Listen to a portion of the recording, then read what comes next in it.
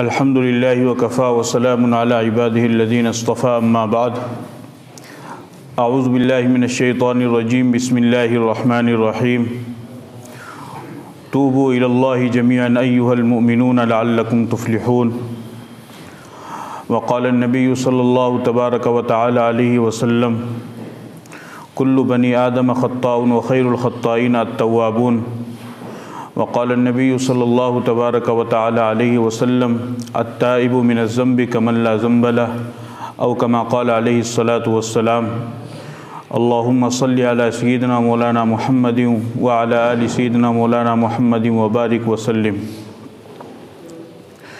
میرے محترم بزرگوں اور دوستوں اور عزیز ساتھیوں، قرآن کریم کی ایک آیت مبارکہ اور نبی پاک صلی اللہ علیہ وسلم کی دو حدیث مبارکہ میں نے آپ حضرات کے سامنے تلاوت کی ہے۔ قرآن کریم کی اس آیت میں اور رسول اکرم صلی اللہ علیہ وسلم نے حدیث مبارکہ میں جس کی میں نے آپ حضرات کے سامنے تلاوت کی ہے، توبہ کے بارے میں بتلایا ہے۔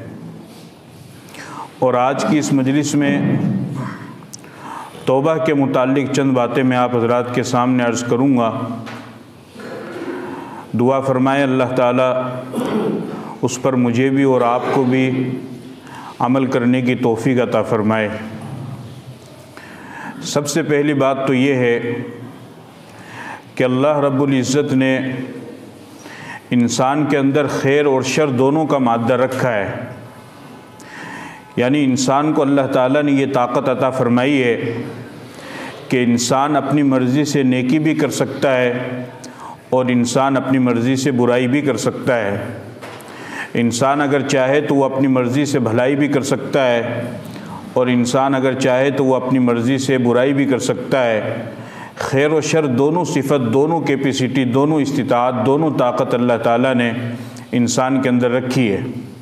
جبکہ اس کے برعکس ہم دوسری مخلوق کی طرف دیکھتے ہیں تو فرشتے جو اللہ تعالیٰ کی نورانی مخلوق ہیں، جن کو اللہ تعالیٰ نے نور سے پیدا فرمایا ہے، ان کے اندر اللہ تعالیٰ نے صرف اور صرف خیر کا مادہ رکھا ہے، یعنی بھلائی ہی کے صرف ان کے اندر مادہ رکھا گیا ہے اور شر کا کوئی مادہ نہیں ہے، اور وہ صرف اور صرف خیر کے کام میں اور بھلائی کے کام میں مشغول ہے۔ اور جس چیز کا اللہ تعالیٰ نے ان کو حکم دیا ہے، اللہ تعالیٰ کے اس حکم کو پورا کرنے میں وہ فرشتے مشغول ہیں۔ قرآن کریم میں اللہ تعالیٰ نے فرشتوں کے بارے میں فرمایا لا یعصون اللہ ما امرہم ویفعلون ما یؤمرون، کہ فرشتے ایسی مخلوق ہیں کہ جو اللہ تعالیٰ کی نافرمانی نہیں کرتے ہیں، بلکہ جو اللہ تعالیٰ نے ان کو حکم دے دیا ہے وہ اللہ تعالیٰ کے اس حکم کو پورا کرتے ہیں۔ تو فرشتے اللہ تعالیٰ کی ایسے مخلوق ہیں کہ جن کے اندر صرف اور صرف خیر اور بھلائی کا مادہ ہے، اور شیطان کو آپ دیکھیں تو اس کے اندر صرف اور صرف شر کا مادہ ہے، یعنی برائی کا مادہ ہے، نیکی کا اور بھلائی کا دور دور تک تصور بھی نہیں، نام و نشان بھی نہیں۔ لیکن ان دونوں مخلوقات کے درمیان اللہ تعالیٰ نے انسان کو بنایا، اور انسان کے اندر اللہ تعالیٰ نے خیر کا مادہ بھی رکھا ہے اور برائی کا مادہ بھی رکھا ہے۔ انسان اچھائی بھی کر سکتا ہے، برائی بھی کر سکتا ہے، بھلائی بھی کر سکتا ہے، اور خیر و شر دونوں مادہ اللہ تعالیٰ نے انسان میں رکھا ہے۔ البتہ اتنی بات ضرور ہے کہ اگر انسان خیر کے مادے کو استعمال کرے گا، بھلائی کرے گا، نیک کام کرے گا، اچھے کام کرے گا، اعمال حسنہ کرے گا، اعمال صالحہ کرے گا، تو پھر اس کا مقام فرشتوں سے بھی زیادہ ہو جائے گا۔ اور اگر انسان برائی کرے گا، گناہ کرے گا، غلط کام کرے گا، بدکاریاں کرے گا، فاحش کام فواحش کرے گا، تو پھر اس صورت میں اس کا مقام شیطان سے بھی زیادہ بدتر ہو جائے گا۔ انسان کو اللہ تعالیٰ نے درمیان میں رکھا ہے۔ اب انسان کی یہ اپنی مرضی ہے کہ وہ اپنا مقام فرشتوں سے اوپر کرنا چاہتا ہے یا اپنے آپ کو شیطان سے نیچے رکھنا چاہتا ہے۔ یہ انسان کے اپنے اعمال کے اوپر ہے، جیسے وہ اعمال کرے گا ویسے ہی مقام اس کو نصیب ہو جائے گا۔ اب چونکہ جب اللہ تعالیٰ نے دونوں صفت انسان کے اندر رکھی ہے، خیر کی بھی اور شر کی بھی، بھلائی کی بھی اور برائی کی بھی، تو بعض دفعہ ایسا بھی ہوتا ہے چونکہ ہم لوگ اس دنیا کے اندر رہ رہے ہیں تو ہمارے ساتھ شیطان بھی لگا ہوا ہے، ساتھ میں نفس بھی لگا ہوا ہے، وہ تو ہمارا دشمن ہے ہی ہے، اور وہ تو یہ چاہتی ہیں کہ کسی طریقے سے انسان کو ہم گمراہ کریں۔ بلکہ لفظ دشمن کے اندر جو 4 حرف ہیں، ان چاروں حرف کا جب آپ معنی نکالیں گے تو اس صورت میں بھی آپ کو معلوم ہو جائے گا کہ یہ انسان کے بہت بڑے دشمن ہیں۔ لفظ دشمن میں پہلا حرف ہے دال، دال سے بنتا ہے دنیا۔ دنیا انسان کی، خاص طور پر مسلمان کی سب سے بڑی دشمن ہے۔ اس وجہ سے دنیا کسے کہتے ہیں؟ دنیا کہتے ہیں ہر وہ چیز کہ جس سے انسان اللہ کی یاد سے، اللہ کے ذکر سے غافل ہو جائے، وہ دنیا ہے۔ وہ چاہے زمین ہو، چاہے مکان ہو، چاہے کاروبار ہو، چاہے بیوی بچے ہوں، چاہے جائیداد ہو، چاہے اس کے علاوہ کچھ بھی ہو، جو چیز انسان کو اللہ کے ذکر سے، اللہ کی یاد سے غافل کرنے والی ہے، وہ دنیا ہے۔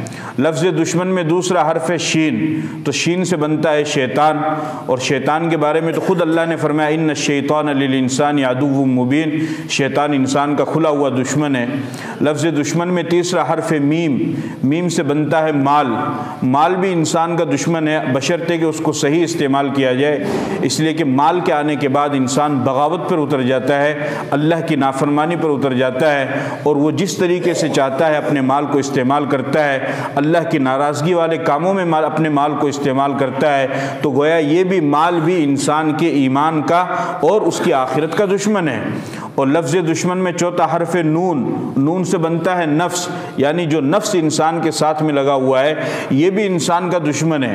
تو اب اتنے سارے دشمن جب انسان کے ساتھ میں لگے ہوئے ہیں تو ظاہر سی بات ہے کہ انسان سے اچھائی بھی ہوگی، لیکن اتنے دشمنوں کے لگنے کی وجہ سے برائی بھی اس سے ہوگی، گناہ بھی اس سے ہوگا، غلطی بھی اس سے ہو جائے گی۔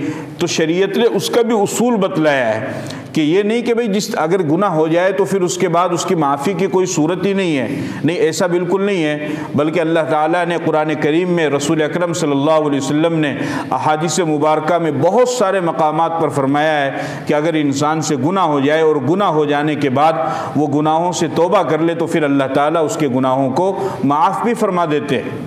بلکہ اللہ تعالیٰ نے جو فرشتے مقرر کیے ہیں، انسان کی نیکی لکھنے کا فرشتہ اور برائی لکھنے کا فرشتہ، کرامن کاتبین یعلمون ما تفعلون، دونوں کندھوں پر اللہ تعالیٰ نے انسان کے فرشتے بٹھائے ہیں۔ ہر انسان کے کندھے پر، دائیں کندھے پر بیٹھنے والا فرشتہ انسان کی نیکیوں کو لکھتا ہے، اور بائیں کندھے پر بیٹھنے والا فرشتہ انسان کی برائیوں کو لکھتا ہے۔ بالغ ہونے کے بعد مرنے تک جتنی بھی اچھائی یا برائی اس نے کی ہے وہ تمام کی تمام فرشتے کے رجسٹر میں محفوظ رہیں گی اور کل قیامت کے دن انسان کے سامنے آ جائیں گی۔ اب اگر انسان یہ چاہتا ہے کہ میں اس برائی کو ختم کروں، میں رجسٹر میں اپنی غلطی کو نہ رہنے دوں، تو وہ توبہ کرے۔ جب وہ سچے دل سے توبہ کر لے گا تو اللہ تعالیٰ اس کے گناہ کو معاف کر دیں گے اور اس کے رجسٹر، گناہ والے رجسٹر کو بالکل پاک صاف فرما دیں گے۔ جب انسان نیکی کرتا نہیں ہے، نیکی کرنے پر تو ثواب ہے ہی ہے، حدیث پاک کے اندر آتا ہے، مسلم شریف کی روایت ہے کہ جب انسان نیکی کا ارادہ کرتا ہے تو صرف ارادہ کرنے پر ہی فرشتے کو حکم ہوتا ہے کہ اس کی نیکی لکھ لی جائے۔ وہ ارادہ کرتا ہے، فرشتہ نیکی لکھ لیتا ہے، اور جب وہ اس نیک اعمال کو کرتا ہے تب تو خیر وہ نیکی لکھتا ہی ہے۔ لیکن اس کے برعکس جب کوئی انسان گناہ کرنے کا ارادہ کرتا ہے تو نیکی والا فرشتہ گناہ لکھنے والے فرشتے سے کہتا ہے کہ ابھی تھوڑی دیر صبر کرو، انتظار کرو، ابھی تو اس نے خالی ارادہ کیا، ہو سکتا ہے کہ یہ گناہ نہ کرے۔ اس کے بعد انسان پھر اپنے دل کو مجبور کر کے، اپنے اللہ کو بھلا کے، اپنی آخرت کو بھلا کے، اپنے ایمان کو دفن کر کے وہ ہمت کر کے وہ گناہ کر لیتا ہے۔ پھر اس کے بعد وہ فرشتہ لکھنا چاہتا ہے تو نیکی والا فرشتہ پھر اسے کہتا ہے کہ نہیں، ابھی تھوڑی دیر رکو، ہو سکتا ہے کہ یہ اس نے گناہ کیا ہے، اب گناہ کرنے کے بعد یہ توبہ کر لے گا۔ گناہ کر لینے کے بعد پھر وہ لکھنا چاہتا ہے، پھر فرشتہ اس کو منع کرتا ہے۔ یہاں تک کہ کتابوں کے اندر لکھا ہے کہ کسی بھی انسان کے گناہ کرنے کے بعد 16 گھنٹے تک فرشتہ، یعنی 6 پہر، 16 گھنٹے تک فرشتہ انتظار کرتا ہے۔ اگر 16 گھنٹے کے اندر اندر وہ انسان اپنے کیے ہوئے گناہ سے توبہ کر لیتا ہے تو فرشتہ اس کے گناہ کو نہیں لکھتا ہے اور گناہ اس کا ہے ہی نہیں ہے۔ لیکن اگر اس کے باوجود بھی انسان اتنا وقت گزر گیا اور اس نے اس گناہ سے توبہ نہیں نہیں کی تو پھر اب اس صورت میں وہ فرشتہ مجبور ہو کر کے اس کے گناہ کو لکھتا ہے، اور یہ جتنے بھی اعمال ہیں یہ اس کی زندگی کے، یہ تمام کے تمام اعمال نامے کل قیامت کے دن انسان کے سامنے آئیں گے۔ اگر نیکیاں زیادہ ہوں گی تو وہ خوش نصیب ہوگا، اور اگر برائیاں زیادہ ہوگی تو وہ بدبخت ہوگا، بد نصیب ہوگا اور افسوس کرے گا، لیکن افسوس کرنے سے کوئی بھی فائدہ نہیں ہوگا۔ میرے عزیزو، میرے دوستو، اللہ تعالیٰ نے ہمارے اندر دونوں صفت رکھی ہے، ہم نیکی بھی کر سکتے ہیں، گناہ بھی کر سکتے ہیں، اور گناہ ہوتے ہر انسان سے ہوتے ہیں۔ حدیث پاک کے اندر آتا ہے، آپ صلی اللہ علیہ وسلم نے فرمایا کل بنی آدم خطاؤن، کہ ہر بنی آدم گناہ کرنے والا ہے، غلطی کرنے والا ہے۔ جب باپ آدم علیہ السلام سے غلطی ہو گئی، ان کو اللہ تعالیٰ نے منع فرمایا تھا درخت کھانے سے، گیہوں کا جنت کے اندر، ان سے غلطی ہو گئی، ان سے بھول چوک ہو گئی، تو نسی آدم نسی ذریتہ، آدم بھولے تو اولاد بھی بھولے گی۔ تو بھول چوک، غلطی، گناہ انسان سے ہو جاتے ہیں، ایسی بات نہیں ہے، ہوں گے انسان سے، لیکن اس کا یہ مطلب نہیں ہے کہ غلطی اور گناہ ہو جانے کے بعد ہم اس گناہ کے اوپر ڈٹ جائیں۔ ہمیں اس پر ڈٹنا نہیں چاہیے، بلکہ غلطی اور گناہ ہو جانے کے بعد ہمیں فوراً اس گناہ سے توبہ کر لینی چاہیے۔ امام غزالی رحمۃ اللہ علیہ نے احیاء العلوم میں لکھا ہے کہ توبہ کے 3 درجے ہیں۔ ایک تو یہ کہ انسان گناہ ہی نہ کرے اور گناہ کا خیال اس کے دل میں بھی نہ آئے، یہ درجہ اور یہ مقام تو صرف اور صرف فرشتوں کا اور انبیاء کا ہے، کہ فرشتے اور انبیاء کرام علیہم الصلوۃ جو دنیا کے اندر تشریف لاتے ہیں وہ گناہ کرتے بھی نہیں اور گناہ کا خیال ان کے دل میں بھی نہیں آتا ہے، اور اللہ تعالیٰ انبیاء کرام علیہم السلام کو اور فرشتوں کو گناہوں سے محفوظ رکھتے ہیں۔ چونکہ انبیاء لوگوں کو گناہوں سے روکنے کے لیے آتے ہیں، اگر نبی ہی خدا نخواستہ گناہ کرنے لگ جائے گا تو پھر وہ لوگوں کو گناہ سے روکیں گے کس طریقے سے؟ اس لیے اللہ تعالیٰ ان کو گناہوں سے محفوظ رکھتے ہیں۔ پہلا درجہ تو ہے یہ تو ہے فرشتوں کا اور انبیاء کا کہ وہ گناہ کرتے بھی نہیں ہیں اور گناہ کا خیال ان کے دل میں بھی نہیں آتا ہے۔ دوسرا درجہ فرمایا کہ گناہ کرے اور گناہ کرنے کے بعد پھر اس پر ندامت بھی نہ ہو اور وہ اس پر اصرار کرنے لگ جائے اور وہ اس پر ڈٹ جائے، تو فرمایا کہ یہ شیطان کا درجہ ہے۔ کہ شیطان کی خاصیت کیا ہے کہ وہ گناہ کرتا ہے اور گناہ کرنے کے بعد میں وہ نہ تو گناہ سے توبہ کرتا ہے، نہ اس کو اپنے کیے ہوئے گناہ پر شرمندگی ہوتی ہے، نہ ہی اس کو ندامت ہوتی ہے، اور وہ اس گناہ پر ڈٹ جاتا ہے، اس پر وہ اصرار کرتا ہے، بار بار اس کو کرتا رہتا ہے۔ یہ شیطان کا درجہ ہے۔ اور تیسرا درجہ فرمایا کہ انسان سے گناہ ہو جائے اور گناہ ہو جانے کے بعد پھر فوراً وہ اپنے گناہ پر نادم بھی ہو اور ندامت کے بعد پھر وہ اپنے گناہ سے توبہ بھی کر لے۔ یہ فرمایا کہ یہ انسان کا درجہ اور انسان کا مقام ہے۔ کہ انسان کی خاصیت کیا ہے کہ انسان سے گناہ ہو جاتے ہیں تو انسان سے گناہ ہو جانے کے بعد انسان شیطان کی طرح گناہ پر اڑتا نہیں ہے، یا ایسا نہیں کہ اس کو شرمندگی بھی نہیں ہوتی ہے، بلکہ انسان کا کام یہ ہے کہ گناہ ہو جانے کے بعد وہ فوراً توبہ کرتا ہے، اور چاہے کتنا ہی بڑا گناہ کیوں نہ ہو اللہ تعالیٰ بندے کی توبہ کو قبول فرماتے ہیں اور اس کے گناہ کو معاف فرما دیتے ہیں۔ کائنات کے اندر کوئی گناہ ایسا نہیں کہ جس کی معافی اللہ نے نہ رکھی، سب کی معافی اللہ نے رکھی ہے۔ زنا، شراب، چوری، ڈکیتی، جھوٹ، ہڑپ کرنا، جتنے بھی گناہ ہیں، نماز چھوڑنا، روزہ چھوڑنا، فرائض کا انکار کرنا، اس پر عمل پیرا نہ ہونا، جتنے بھی گناہ ہیں، یہاں تک کہ کفر اور شرک کی بھی اللہ نے توبہ رکھی ہے کہ اگر کوئی مشرک سچے دل سے شرک کو چھوڑ دے اور توبہ کر لے تو اللہ تعالیٰ اس کی توبہ کو بھی قبول فرماتے ہیں۔ کوئی کافر سچے دل سے توبہ کر لے اور کفر کو چھوڑ دے تو اللہ تعالیٰ اس کافر کی توبہ کو بھی قبول فرماتے ہیں۔ تو جو اللہ کافر اور مشرک کی توبہ کو قبول کرتا ہے وہ اللہ اپنے ماننے والے ایمان والوں کی توبہ کو کیوں نہیں قبول کرے گا؟ وہ اللہ سب کی توبہ کو قبول کرتا ہے۔ اور یہ ایک بات اور میں آپ کو بتاؤں، توبہ کا تصور، یعنی توبہ کا مطلب آپ سمجھ گئے گناہ ہو جانے کے بعد معافی، اللہ سے معافی مانگ لینا، اس کو کہتے ہیں توبہ۔ یہ توبہ کا تصور، یہ توبہ کا خیال صرف اور صرف مذہب اسلام نے دیا ہے، دوسرے مذہب میں اس کا تصور نہیں ہے۔ ہندوازم میں اس کا تصور نہیں ہے۔ ہندوازم میں تصور کیا ہے کہ اگر اس جنم میں اچھا کام کرو گے تو اگلے جنم میں اچھے روپ میں سامنے آؤ گے، اور اگر اس جنم میں برا کام کرو گے تو اگلے جنم میں جانور بن جاؤ گے۔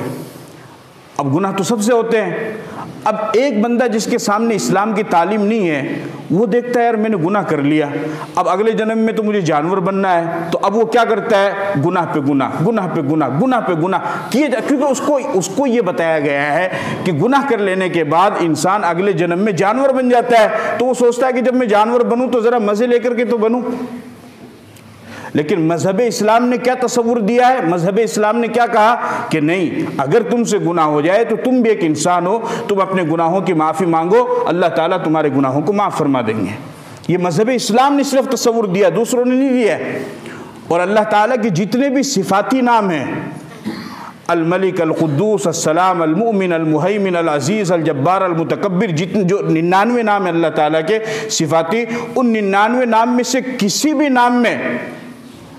بھی نام کے مطلب میں عذاب کا معنی نہیں نکلتا ہے، کسی بھی نام کے مطلب میں عذاب کا معنی نہیں نکلتا ہے کہ بھئی اللہ کا یہ نام ہے تو اس نام کا مطلب یہ ہے کہ اللہ عذاب دینے والا ہے، نہیں۔ اب آپ کہو گے کہ مول صاحب اس میں تو جبار بھی ہے، اس میں تو قہار بھی ہے۔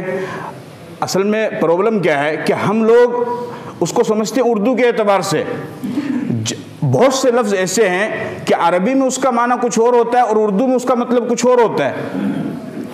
آپ سنیں گے تو آپ خود حیرت میں پڑ جائیں گے۔ جیسے مثال کے طور پر ایک بات بتاؤں میں آپ کو، ذلیل، کہ فلاں آدمی ذلیل ہے، تو اردو میں اس کا مطلب کیا ہوتا ہے کہ انتہائی گھٹیا ہے، یہ مطلب ہوتا ہے۔ لیکن عربی میں ذلیل کا مطلب کیا ہوتا ہے؟ کمزور ہونا۔ وَلَقَدْ نَصْرَكُمُ اللَّهُ بِبَدْرٍ وَأَنْتُمْ أَذِلَّةٌ، اللہ تعالیٰ نے صحابہ کرام کے بارے میں فرمایا کہ اللہ نے تمہاری مدد کی جنگ بدر کے اندر، اس وقت تم کمزور تھے۔ نعوذ باللہ اگر کوئی یہ عقیدہ رکھتا ہے کہ صحابہ نعوذ باللہ ذلیل تھے تو وہ ایمان سے خارج ہو جائے گا۔ صحابہ ذلیل نہیں ہو سکتے، صحابہ تو عزت کے اعلیٰ مقام پر تھے، تو اس کا مطلب کیا ہے؟ وہ کمزور تھے۔ تو عربی میں ایک مطلب الگ ہوا، اردو میں اس کا مطلب الگ ہوا۔ ایک دوسری مثال دوں آپ کو، دلہ ایک لفظ ہے عربی میں، اس کے معنی آتے ہیں پہنچانے والا، دلالت کرنے والا، رہنمائی کرنے والا۔ اور دلہ ہم اردو میں بولیں گے تو آپ جانتے ہیں کتنی بڑی گالی ہے، کوئی اگر دلالی کرنے والا تو اس کو بولتے ہیں نا فلاں تو فلاں کا دلہ ہے۔ تو دیکھو عربی میں کچھ اور مطلب ہوا اور اردو میں اس کا کچھ اور مطلب ہوا۔ اسی طریقے سے بندر اردو میں ہمارے یہاں جانور کو بولتے ہیں، اور آپ سعودیہ میں چلے جاؤ تو بہت سارے لوگوں کے آپ کو عربی کے نام بندر ملیں گے۔ اس میں عربی میں بندر کہتے ہیں پھول کو اور اردو میں کہتے ہیں جانور کو، حالانکہ بندر کی عربی قردون ہے۔ تو اس طریقے سے بہت سے معنی ایسے ہیں کہ عربی میں اس کا مطلب کچھ اور ہوتا ہے اور اردو میں اس کا مطلب کچھ اور ہوتا ہے۔ جابر، جبار جو اللہ کی صفت ہے، اس کے معنی اردو میں تو ہے ظلم کرنے والا، لیکن عربی میں اس کے معنی ہے ٹوٹی ہوئی ہڈی کو جوڑنے والا۔ ٹوٹی ہوئی ہڈی کو جوڑنے والے کو جابر کہتے ہیں۔ اب اللہ جو جبار ہے اس کا مطلب کیا ہے؟ یعنی اگر کوئی بندہ گناہ کرنے کی وجہ سے اللہ سے ٹوٹ جائے تو وہ واپس آ کر کے اللہ سے جڑ جائے، وہ صفت اور وہ ذات ہے اللہ کی، اس کا نام ہے جبار۔ یہ ہے تو اللہ کے جتنے بھی 99 نام ہیں صفاتی نام، ان تمام ناموں میں صرف رحمت، اس کے علاوہ غفار، غفور، رحیم، کریم، حلیم جتنے بھی ہیں ان تمام میں صرف اور صرف نرمی اور رحمت ہی ٹپکتی ہے۔ اس سے اللہ تعالیٰ یہ بتلانا چاہتے ہیں کہ میرے بندو جیسا کیسا بھی گناہ تم سے ہو جائے تم توبہ کرو، میں تمہاری توبہ کو قبول کر لوں گا۔ اب شیطان کیا انسان کو چکر پڑاتا ہے؟ شیطان دو طریقے سے انسان کو بہکاتا ہے۔ ایک تو یہ کہتا ہے کہ یار اس دل میں تو نے اتنے سارے گناہ بھر لیے، اب ایک جمعے کی نماز پڑھ لے گا تو تجھے کیا فائدہ ہوگا؟ اس دل میں ایک ہفتے کی تو نماز چھوڑ رکھی، اب جمعے کی نماز پڑھ لے گا تو اس سے کیا فائدہ ہوگا؟ ارے بھائی اس دل میں گناہ جمع کیے ہیں تو کم سے کم ایک نیکی تو اس میں ڈالو، جمعے کی نماز کی نیکی تو کم سے کم اس میں ڈالو، وہ بھی خالی چھوڑ رہے ہیں آپ۔ دوسرا شیطان انسان کیا بہکاتا ہے؟ شیطان کو کیا کہتا ہے کہ گناہ کرتے ہیں پھر توبہ کر لیتے ہیں، پھر گناہ کرتے ہیں پھر توبہ توڑ دیتے ہیں، پھر توبہ کرتے ہیں پھر توبہ توڑ دیتے ہیں۔ ایسی توبہ کرنے سے فائدہ کیا ہے؟ ارے بھائی فائدہ کیوں نہیں ہے؟ انسان جب ایک مرتبہ نہاتا ہے، آج جمعہ آپ سب نہا کے آئے ہوں گے، جب انسان ایک مرتبہ نہاتا ہے تو اس کی جسم سے میل اتر جاتا ہے، تو دوبارہ میل اس کی جسم پہ آتا ہے کہ نہیں آتا ہے؟ تو اب کیوں نہا رہے آپ دوبارہ؟ بھائی جب جسم پہ دوبارہ میل آ جائے گا تو پھر نہانے کی ضرورت کیا ہے؟ تو اب کیا کہیں گے کہ بھئی میل آ جائے دوبارہ نہاؤ، پھر میل آ جائے پھر نہاؤ، پھر جسم پہ میل آ جائے پھر نہاؤ۔ تو یہی تو شریعت کہہ رہی ہے کہ گناہ ہو جائے پھر توبہ کرو، سمجھ گئے؟ پھر گناہ ہو جائے پھر توبہ کرو، پھر گناہ ہو جائے پھر توبہ کرو۔ آپ کی جسم پہ میل آئے تو آپ اپنی زندگی میں ہزاروں نہیں لاکھوں مرتبہ نہائیں تو کوئی اعتراض نہیں ہے۔ بندہ اپنی زندگی میں لاکھوں مرتبہ توبہ کرے تو اس کو کیا کہتے ہیں کہ بھئی ایسی توبہ کا کیا فائدہ؟ یہ غلط تصور ہے شریعت کا، اسلام کا یہ تصور نہیں. اسلام کی تعلیم یہ ہے کہ جب گناہ ہو جائے جب توبہ کرو، اللہ تمہاری توبہ کو قبول کر لے گا. اس چکر میں نہیں رہنا چاہیے. اب بہت سارے لوگ کیا کہتے ہیں کہ 3 مرتبہ تو اللہ قبول کرے گا. اب 3 مرتبہ سے زیادہ اللہ بھی تو بھائی اللہ کوئی انسان تھوڑا ہی ہے. اللہ انسان تھوڑا ہی ہے جو اس کو مانتا نہیں ہے، جو اس کو جانتا نہیں ہے، جو اس کو گالیاں دیتا ہے، جو اس کی ذات کا انکار کرتا ہے، جو اس کے نبیوں کا انکار کرتا ہے، جو اس کی کتاب کا انکار کرتا ہے. اللہ تو اس کو بھی کھلاتا ہے، اللہ تو اس کو بھی پلاتا ہے.